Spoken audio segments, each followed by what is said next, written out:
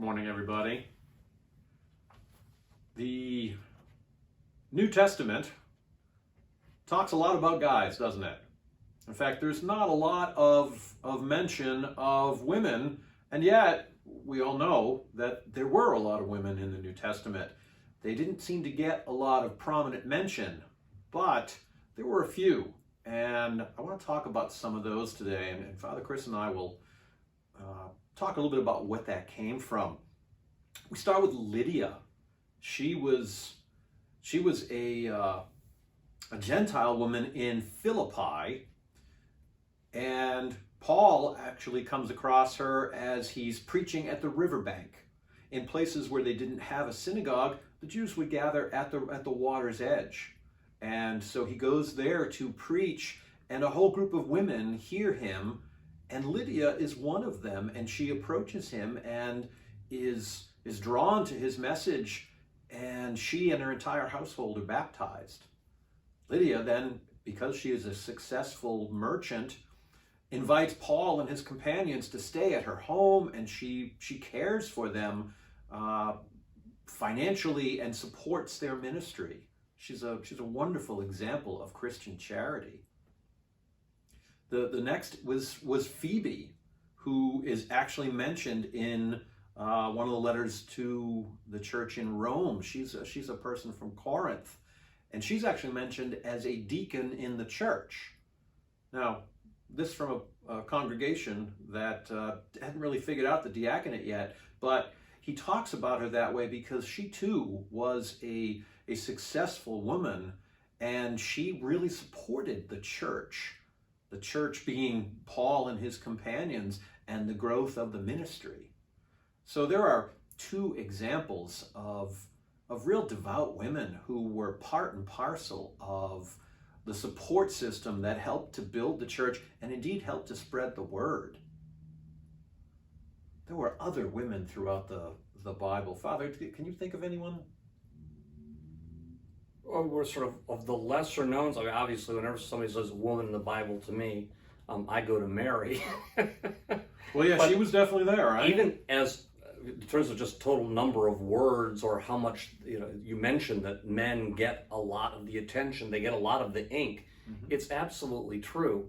But I find that sort of consistent with how men, women, gender, that these male authors, and all New Testament and Old Testament authors were male, right? Had a male bias that was even more pronounced 2,000 years ago and longer in the Old Testament than now, but it still is with us now. But I guess I find the way women get mentioned to be important in a spiritual sense too, that there clearly is a relationship between modesty / humility and closeness to God.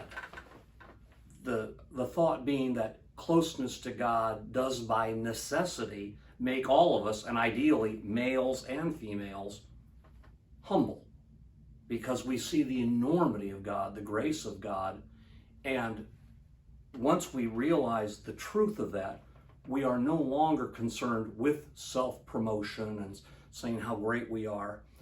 I give Paul some slack of saying how great he is, because he's saying he's great because of God, and he's doing all that hyperbole to get attention on the gospel, including the women that Father Rick just mentioned. We know about them because of Paul's writings.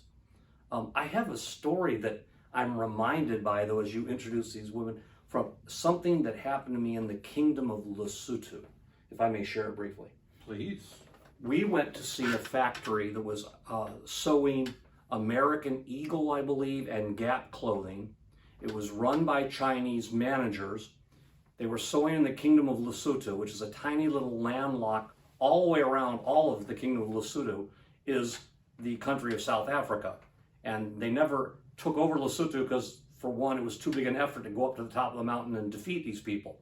So there's this tiny little country there. We went there to see this factory run by Chinese. We knew that the highest paid person there, and all the seamstresses there, were female, that it took 5 years to get up to 32 cents an hour.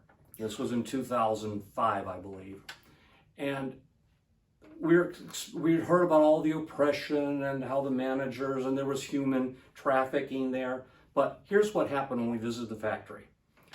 After working 5.5 hours in the morning, they got a half hour, 45 minutes for lunch. And these women came out, they were mostly like 18 to 30 years old, all of them black, all of them Lesothans. And on their lunch, they would buy dough balls for a penny and drink water. And as soon as they'd eaten a little bit, they all got together and sang praises to God. And there'd be, of course, expectedly, the one or two women with the very best or loudest voices would stand up in front and, whatever language they were singing in, and clapping, and then 50 people responding in this call and response. And of course, I knew the word hallelujah and Jesus and Jesu, and they're dancing around, and it was the sheer joy of being alive. No sense of we are oppressed by South Africa, by the entire continent, by the planet, by the Chinese managers. We work 12 hours a day for 21 cents an hour, and we barely afford penny. No, we're so blessed by God. I have never been so touched or moved by an act of faith in my life as by those Lesotho seamstresses. And had Paul met them, I think he would have lifted them up too, because it was faith and joy in God as I had never witnessed in my life. Wow. And I don't think it could have been men. It only could have been women. Powerful story.